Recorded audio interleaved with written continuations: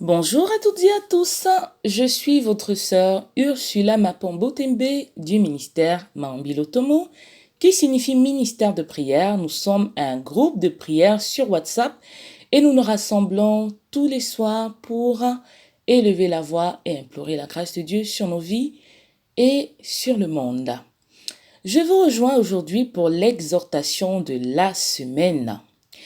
Nous allons lire dans Matthieu 7 au verset 12. Tout ce que vous voulez que les hommes fassent pour vous, faites-le de même pour eux, car c'est la loi et les prophètes. Lisons également 1 Corinthiens 6 du verset 8 au verset 10.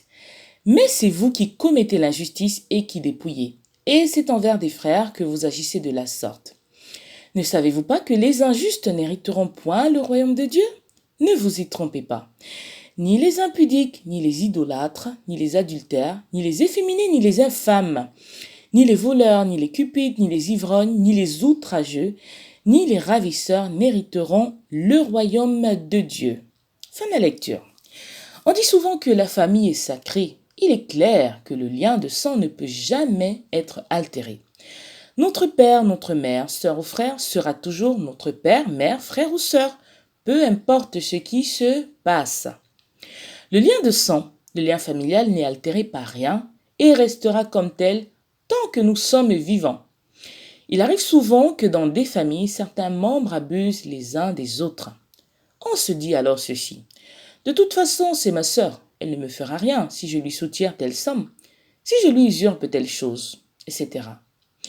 Une fois que le forfait est commis, si le membre de famille abusé s'enflamme, toute la famille lui demande alors de se calmer et de laisser passer, car c'est la famille et la famille est sacrée.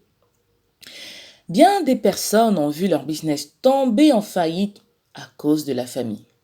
Bien des personnes ont vu leur foyer être détruit à cause de la famille.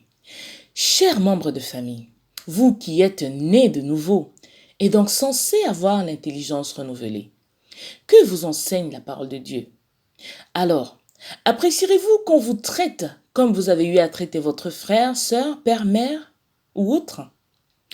Si vous vous reconnaissez dans les abus à l'égard des autres membres de votre famille, je vous invite à vous repentir, à leur demander pardon d'un cœur sincère et à leur restaurer, si cela est possible, ce que vous leur avez volé.